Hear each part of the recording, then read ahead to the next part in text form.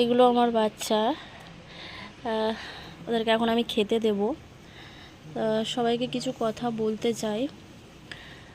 তোমরা পারলে আমার চ্যানেলটা সাবস্ক্রাইব আর একটু শেয়ার করে দিও।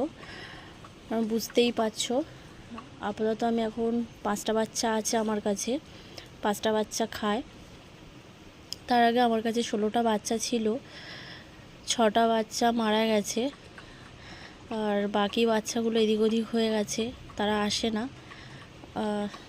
তো এরা এখন থাকে।